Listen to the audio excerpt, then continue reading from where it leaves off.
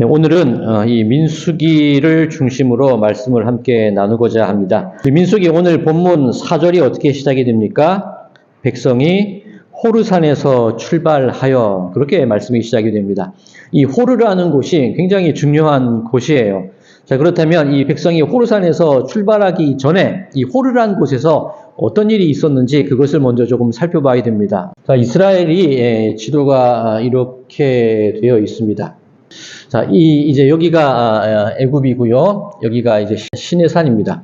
그리고 호르산이 어디냐면 이쯤이 호르산이에요. 자, 그러니 이스라엘 백성이 출애굽을 하여서 시내산에서 율법을 받고 방황을 하다가 이제 본격적으로 가나안 땅으로 들어가게 되는 초입이 호르산이라고 할 수가 있습니다.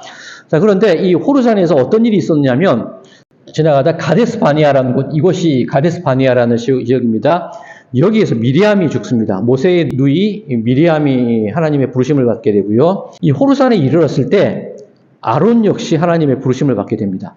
그 출애굽 1세대들이 이제 그 나이가 차서 하나님의 부르심을 받아 열조로 돌아가는 그런 일이 벌어지고 있는 거죠.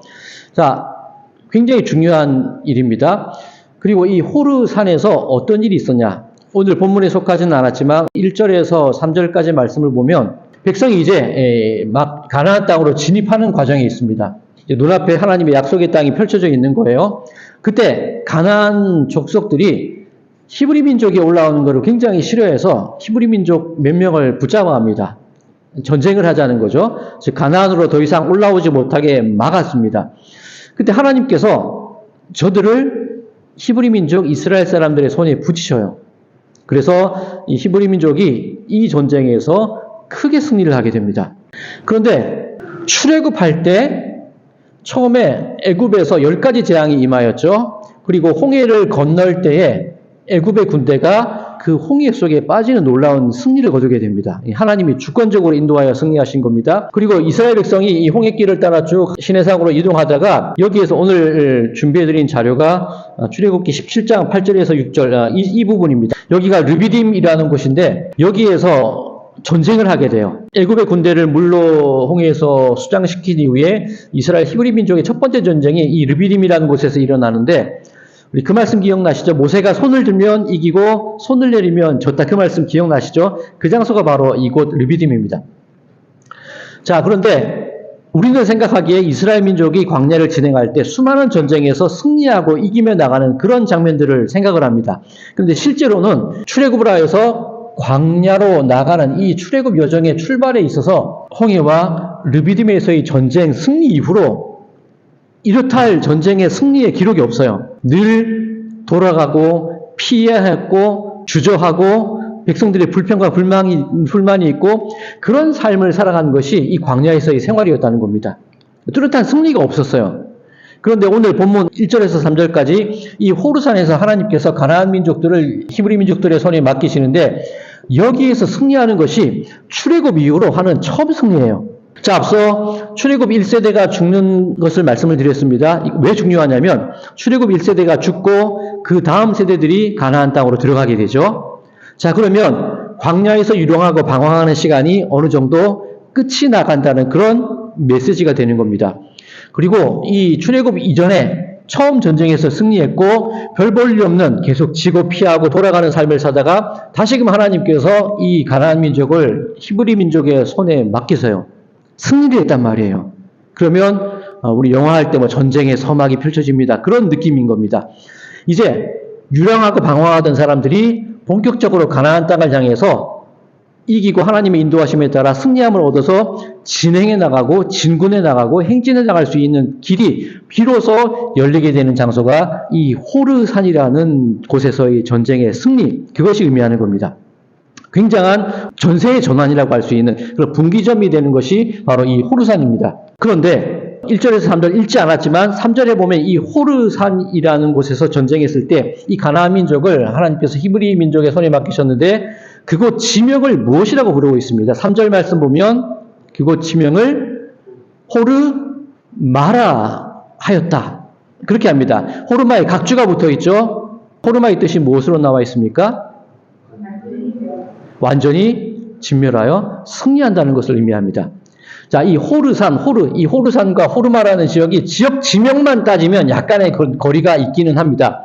그런데 이 히브리어로 보면 참 이게 말이 재밌는 게 산이라는 의미는 하르라는 단어를 써요. 하르. 그리고 호르산이라고 할 때 이 하르로부터 호르산이 나온 것으로 학자들은 생각을 하는데 산 중에 산이라는 뜻입니다. 우리가 흔히 하는 말로 첩첩산 중에 갇혀있다. 그런 말을 우리가 쓰잖아요. 그러니까 하르라는 것이 산이라는 뜻이고 호르라는 산은 첩첩산중이라는 뜻이에요. 산들이 막혀 있다는 겁니다. 우리가 하나님의 인도하심을 따라 가나안 땅으로 진행하고 진군해서 나가야 되는데 첩첩산중이 그 높은 산이 우리를 가로막고 있었다는 거예요. 그런데 드디어 하나님께서 그 권능의 손길로 우리와 함께 하시고 우리들에게 그 대적들의 그 모든 것들을 맡겨주셔서 승리하기 시작해서 마침내 호르란 지명이 호르마로 변하면서 완전히 우리가 승리하게 되었다. 완전히 진멸하게 되었다. 완전히 나가게 되었다. 그런 의미로 이 모든 이 이스라엘 출애굽의 행로가 바뀌는 중요한 시점에 놓여 있는 것이 바로 저 장소라는 겁니다.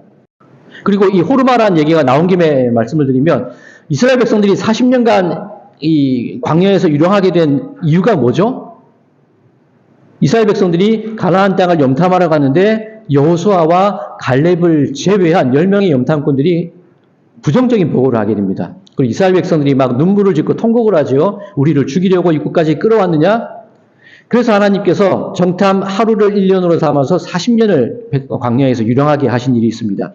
자, 그 다음에 직후에 무슨 일이 있었냐면 하나님은 40년을 광야에서 머물러 하시는데 이스라엘 백성들은 아니에요. 우리는 나가겠습니다. 진군을 자기들끼리 결정을 하는 겁니다. 이것이 이 준비해드린 민수기 14장 말씀 두 번째 자료입니다. 자기들이 자기 힘으로 한번 나아가 보겠다고 전쟁하러 나가는 겁니다. 그래서 에돔과 가나안 민족과 전쟁을 벌이게 되는데 당연히 패배하죠. 정말 처참하게 패배를 하게 됩니다. 그곳 지명이 뭐라고 되어 있습니까? 민수기 14장 45절 아말렉인과 산간지대에 거주하는 가나안인이 내려와 그들을 무찌르고 어디까지? 호르마까지 이르렀다. 똑같은 지명이죠. 즉 호르마라는 지명은 처음에 어떻게 사용됐냐면 우리가 진멸을 당한 거예요.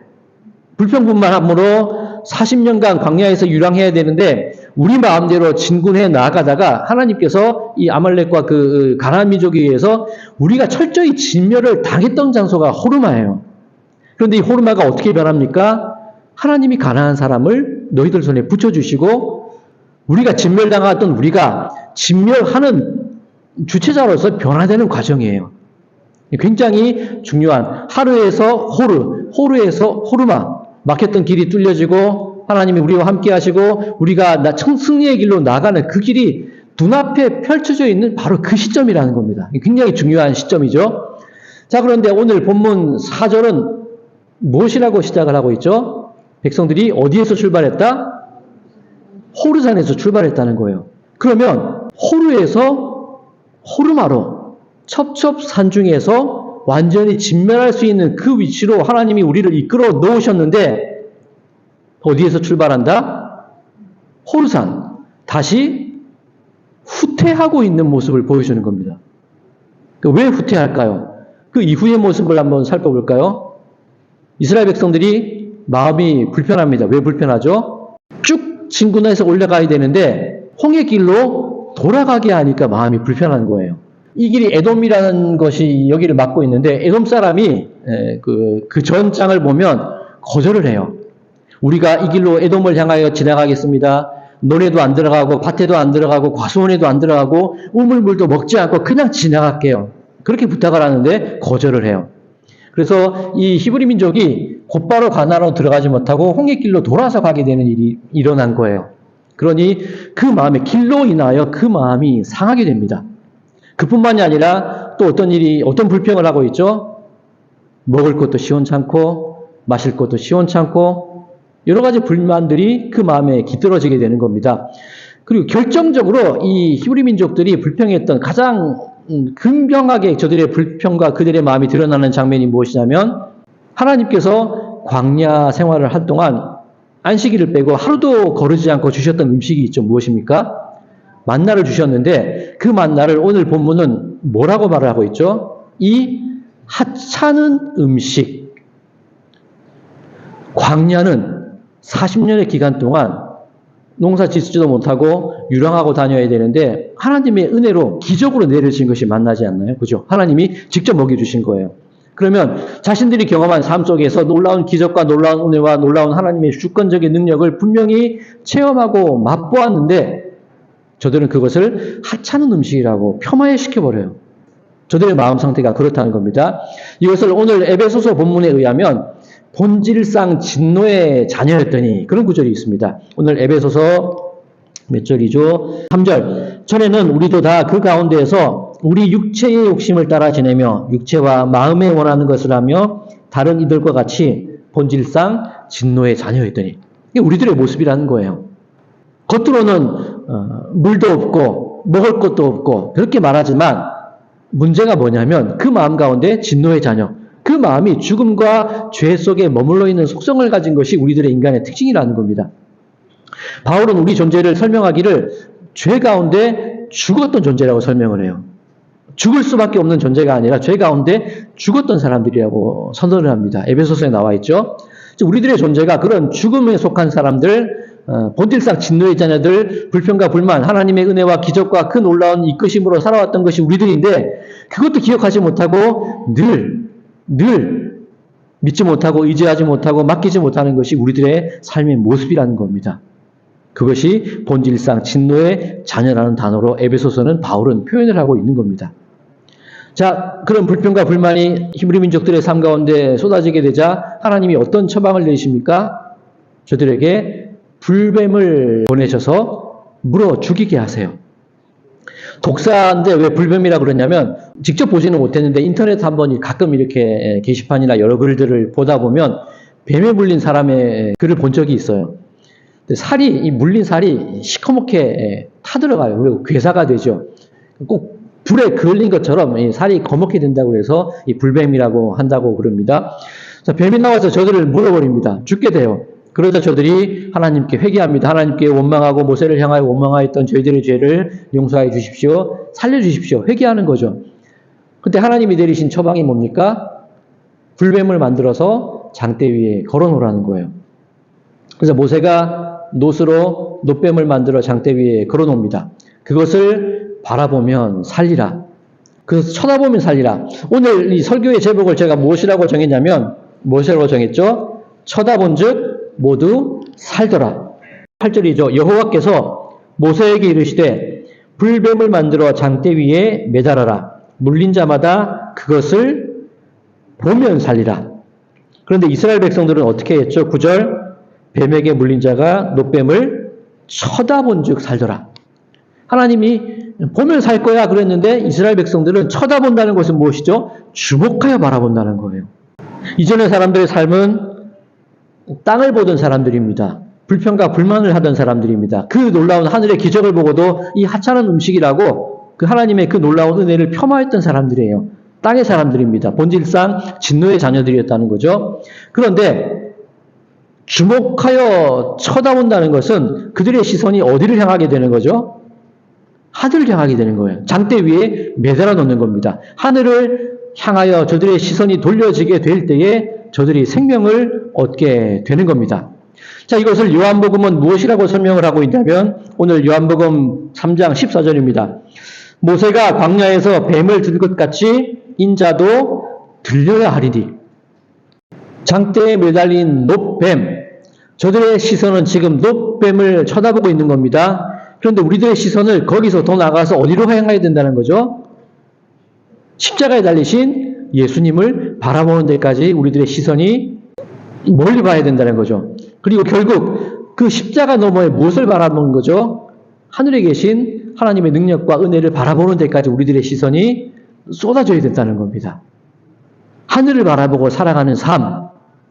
자, 오늘 본문 요한복음은 니고데모와의 대화 속에 있는 부분입니다. 우리 매일 묵상을 통해서 한번 이 부분을 다룬 적이 있었는데 니고데모가 말하기를 어떻게 거듭나야 할 수 있습니까? 라고 물었는데 그때 각주 1번 기억나시나요? 거듭난다는 것이 어떤 의미였죠? 위로부터 태어난다는 거죠. 위로부터 태어난다는 것. 즉 십자가를 바라본다는 것, 놋뱀을 쳐다본다는 것, 주목하여 바라본다는 것은 우리들의 시선과 우리들의 시야가 하늘을 향해야 된다는 거예요. 하늘을 바라보게 될 때에 그 십자가에 달린 예수님께서 우리들의 질병을 고쳐주실 분이고, 십자가에 달린 예수님께서 우리들의 삶에 첩첩산중 막혀있는 이 호르와 같은 그 산길을 뚫어서 호르바로 변화시키는 분이 예수님이시고, 우리로 하여금 승리하게 하시고 이기게 하시고 영원한 하늘의 소망을 바라보게 하시는 분이 예수님이심을 믿는 사람만 그 시선이 하늘로 향해질 수 있다는 그런 말씀입니다. 제가 제 얘기를 잘 안 하는 편인데, 제가 잘 쓰지 않는 표현이 있습니다. 뭐냐면 하나님이 채워주실 거야, 이 말을 제가 안 써요. 들어보신 적 있으세요? 제가 뭐 신방을 가든 뭐 여러 가지 여지껏 하나님이 채워주실 거야, 성령님이 채워주실 거야, 그 말을 저는 안 씁니다. 왜 그러냐면 제가 2001년도부터 이제 목회를 시작을 했는데, 안산시 원곡동에서 처음으로 제가 목회를 시작을 했습니다.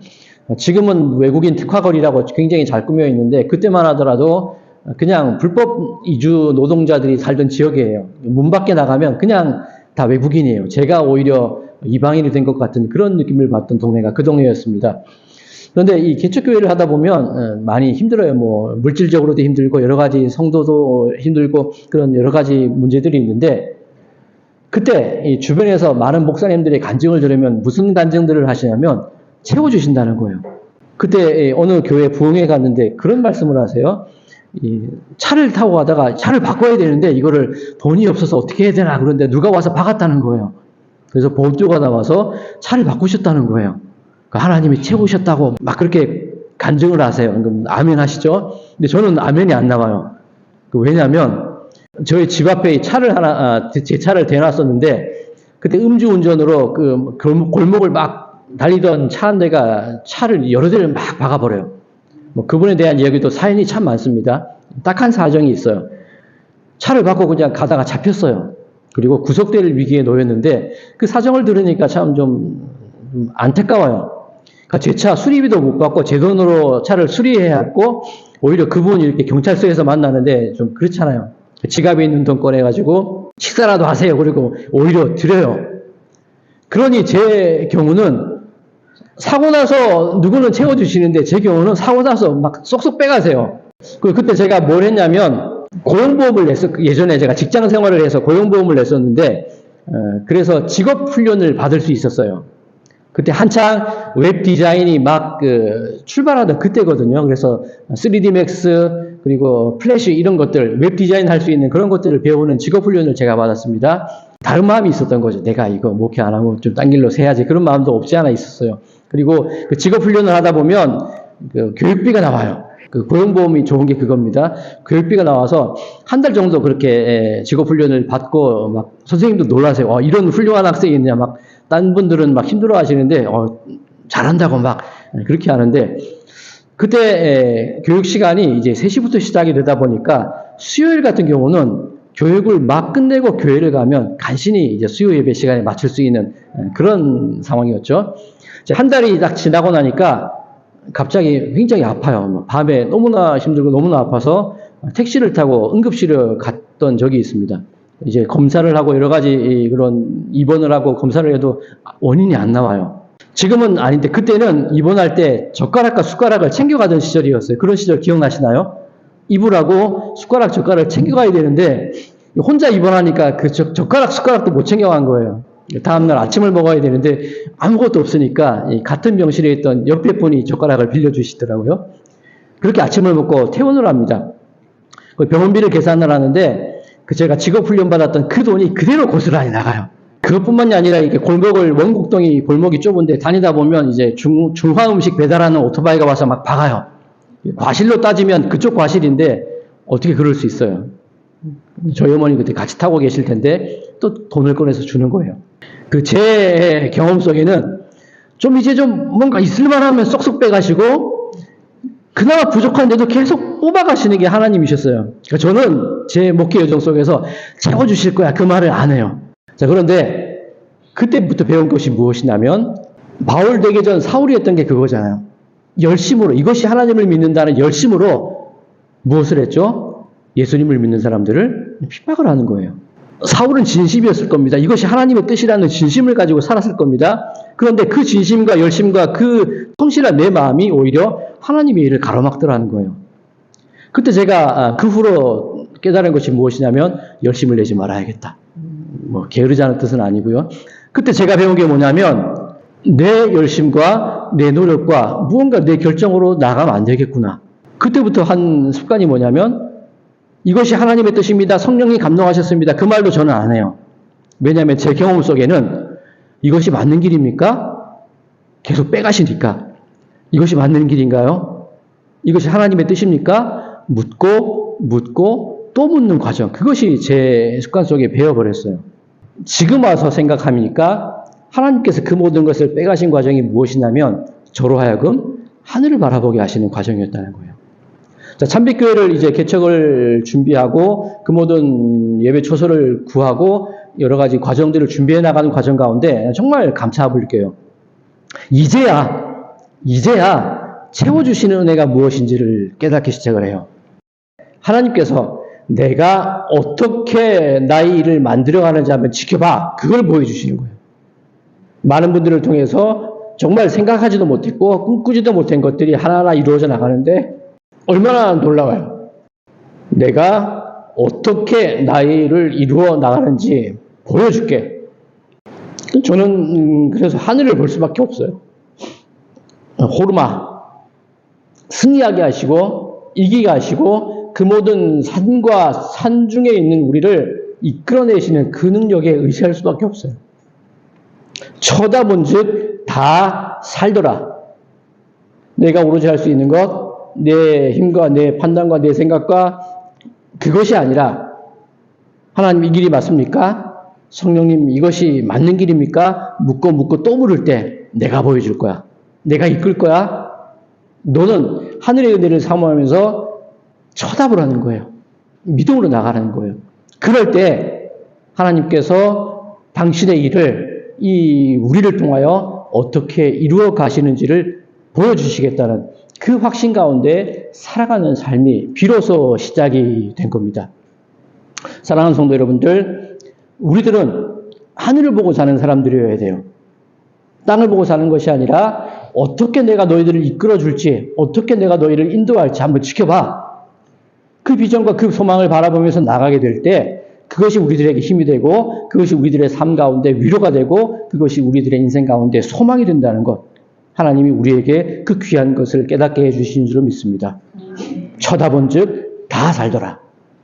혹시라도 여러분들의 삶 속에 여러 가지 어려움들, 질병이 있을 수도 있고 관계의 어려움이나 사업, 직장 그런 문제들이 있을 때 우리들이 해야 될 것이 무엇이죠? 내가 너희를 어떻게 이끌어주는지 기대해봐. 그 마음을 가지고 오로지 하늘을 쳐다보는 삶, 그 삶을 살아갈 때 분명 하나님은 우리를 통하여 당신의 놀라운 능력과 은혜를 베풀어 주실 줄로 믿습니다.